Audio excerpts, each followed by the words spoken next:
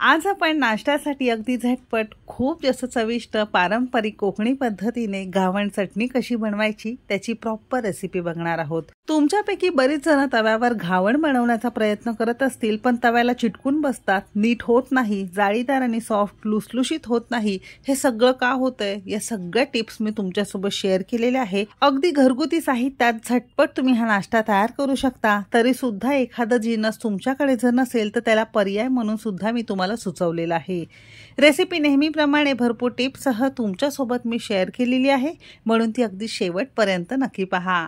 तुम्हा सगळ्यांना एक निवेदन आहे, तुम्हाला जर माझ्या रेसिपीज बघायला आवडत असतील तर कुकिंग तिकीट मराठी चॅनेलला सबस्क्राइब करा आणि बाजूची बेल घंटा नक्की क्लिक करा। सबस्क्राइब करणं 100% फुकट आहे। बाजूची बेल घंटा क्लिक केल्याने काय होतं माहितीये का, माझ्या प्रत्येक दिवशी येणाऱ्या रेसिपीचे नोटिफिकेशन सगळ्यात पहिल्यांदा तुमच्या मोबाईलवर येतील आणि माझी प्रत्येक रेसिपी सगळ्यात पहिल्यांदा तुम्हाला बघता येतील। चला तर मग वेळ न घालवता रेसिपीला सुरुवात करूया। घावण बनवण्यासाठी पारंपरिक पद्धतीत तांदूळापासून पीठ तयार केलं जातं। त्यासाठी इथे आपण एखादं कप किंवा वाटीचं प्रमाण घेऊ शकता। इथे आपण मेजरिंग कपने 1 कप आणि वजनी म्हणाल तर साधारणतः 200 ग्राम प्रमाणात रेशनचे जाड आणि जुने तांदूळ घेतलेले आहेत। लक्षात असू द्या, घावण जर तुम्हाला तव्याला न चिकटता परफेक्ट तयार करायचे असतील तर घरातले कोणतेही जुने तांदूळ घ्या आणि एखाद्या कपाच्या प्रमाणाने तुम्हाला मोजून घ्यायचंय। कपाने जर मोजून घेतलं की पाण्याचा सुद्धा तुम्हाला व्यवस्थित अंदाज घेऊन घावणाचं पीठ तयार करता येतं। आता हे 1 कप जुने आणि रेशनचे तांदूळ आपण 2 पाण्याने स्वच्छ धुवून घेतलेत आणि 3-4 तासासाठी पाण्यामध्ये भिजत ठेवलेले आहेत। तुम्हाला हवं असेल तर रात्रभर सुद्धा तुम्ही हे तांदूळ पाण्यामध्ये भिजत ठेवू शकता। पुन्हा आपण यातलं सगळं पाणी काढून आणखीन एका पाण्याने धुवून घेतले। तांदूळ भिजल्यानंतर संपूर्ण त्यातलं पाणी काढायचं आहे। मिक्सरच्या भांड्यामध्ये हे संपूर्ण भिजलेला तांदूळ आपण काढून घेतलेला आहे। कमीत कमी पाण्यामध्ये आपल्याला हे पीठ चांगलं दळून घ्यायचं आहे। तर सारख्याच कपने पाव कप साधं पाणी घातलेलं आहे। जमेल तितकी बारीक पेस्ट किंवा बारीक आपण याचं छान पीठ करून घेतलेलं आहे। दळलेलं पीठ हातावर असं हे चोळून बघायचं, अगदी व्यवस्थित गुळगुळीत लोण्याप्रमाणे लागलं पाहिजे। जर थोडंसं दाणेदार रवाळ वाटत असेल तर पुन्हा मिक्सरला तुम्हाला फिरवून घ्यायचं आहे। तर हे पीठ फायनली आपण अगदी स्मूथ गुळगुळीत असं छान दळून घेतलेलं आहे। तुम्ही इथे बघू शकता। असं हे पीठ झाल्यानंतर ज्या कपने आपण 1 कप तांदूळ घेतलेला होता ना, अगदी त्याच कपने आपण इथे कपाने पाणी मोजून घेणार आहोत। तर सुरुवातीला या कपाने 2 कप पाणी घेतलेलं आहे। घावणे बनवण्यासाठी हे पीठ थोडंसं पातळ असतं, तुम्हाला तर माहीतच असेल। तर सुरुवातीला 2 कप पाणी घातलेलं आहे। थोडं घट्ट वाटतंय म्हणून पुन्हा आपण सारख्याच कपने अर्धा कप भर पाणी घालणार आहोत। सुरुवातीला पाव कप पाणी घातलेलं होतं, आता आपण 2.5 कप पाणी घातलंय, म्हणजे साधारणतः 1 पावणे 3 कप 1 कप तांदळासाठी आपण इथे पाणी घातलेलं आहे। तर ही झाली असल कोकणी पारंपरिक पद्धतीत घावण बनवण्याचं पीठ करण्याची सोपी पद्धत। तुमच्याकडे इतका वेळ नसेल तर पुढे व्हिडिओमध्ये पर्याय म्हणून तुम्हाला एक मी छान आयडिया सुचवलेली आहे, म्हणून व्हिडिओ शेवटपर्यंत पहा। पीठ छान पातळ करून घेतलं की अगदी चवीपुरतं आणि थोडंसं आपल्याला यामध्ये मीठ घालायचं आहे। घावणाला खूप जास्त प्रमाणात मीठ घातलं जात नाही। पुन्हा छान एकजीव करून घेणार आहोत।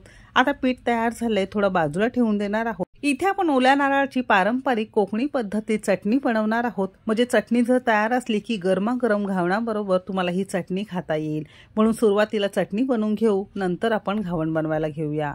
चटणी बनवण्यासाठी इथे आपण अर्धी वाटी ओल्या नारळाची कापं घेतलीत। त्याचबरोबर इथे आपण 2 लसणाच्या पाकळ्या, 1 इंच आलं घेतलेलं आहे, 2 हिरवी मिरची, थोडीशी कोथिंबीर आणि मला आवडतं म्हणून इथे आपण 1-2 चमचे भाजलेली डाळवं घेतलेली आहेत।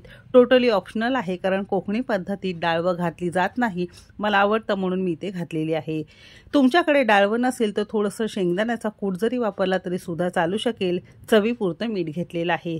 सगळी जिन्नस मिक्सरच्या भांड्यामध्ये काढून घेणार आहोत। गरजेपुरतं पाणी घालणार आहोत आणि याची छान जमेल तितकी बारीक चटणी करून घेणार आहोत। डाळवं घातल्यामुळे चटणी थोडीशी घट्ट होते, म्हणून मी इथे डाळवं वापरलेलं आहे। चटणी हवी असेल तर अशीच खाऊ शकता। आपण याला छान फोडणी देणार आहोत। त्यासाठी फोडणी पात्रात 2 पळ्या तेल छान कडकडीत गरम करून घेतलेलं आहे। तेल छान कडकडीत गरम झालं की यामध्ये अर्धा चमचा मोहरी, 1 लाल मिरची, 10-12 कढीपत्त्याची पानं घातलीत।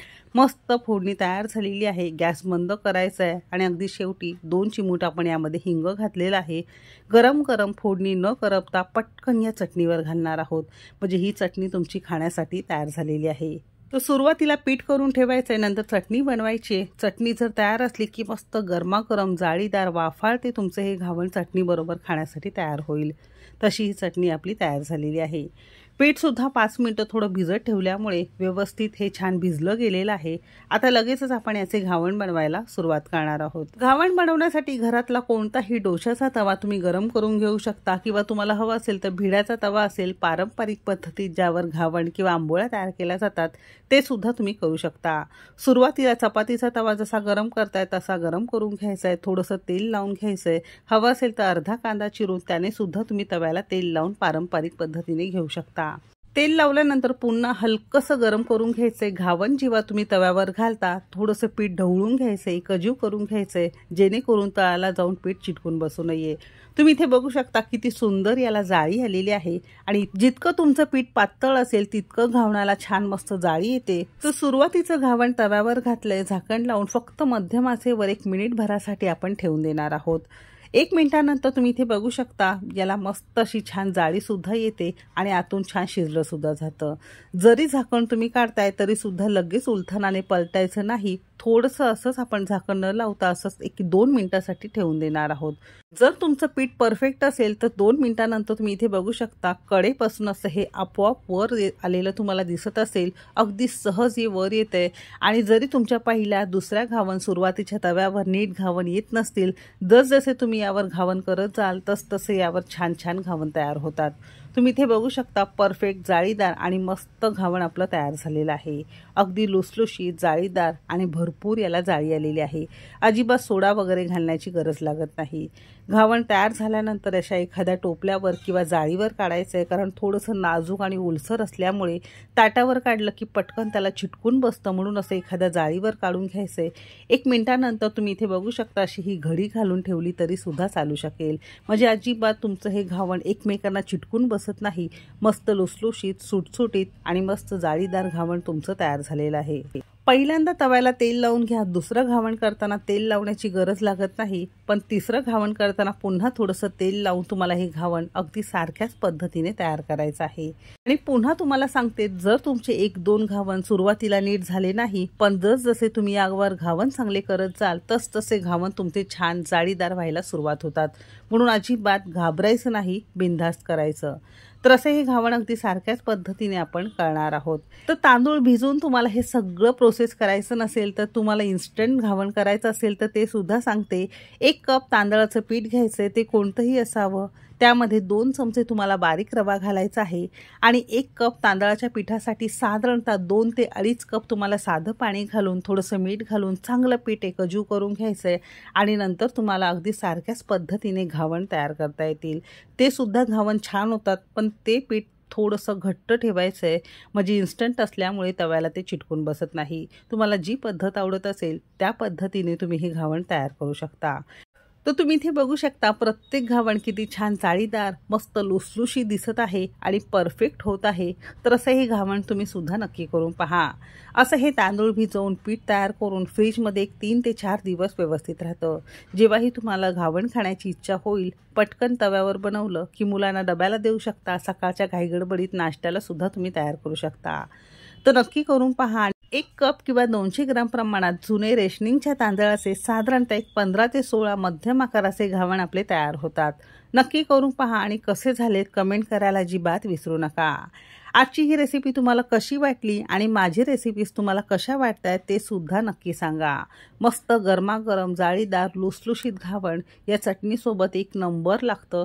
कधीतरी थोडंसं वेगळं म्हणून नक्की करून पहा। तर आजची ही लुसलुशीत रेसिपी कशी वाटली कमेंट करायला अजिबात विसरू नका। रेसिपी कोणत्या शहरातून बघताय ते सुद्धा नक्की सांगा।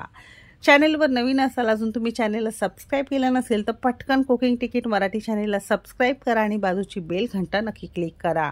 तुमच्या मित्रमैत्रिणी नातेवाईकांसोबत रेसिपी जास्तीत जास्त शेअर करा। चला तर मग भेटू एक मस्त आणि जबरदस्त रेसिपी सोबत।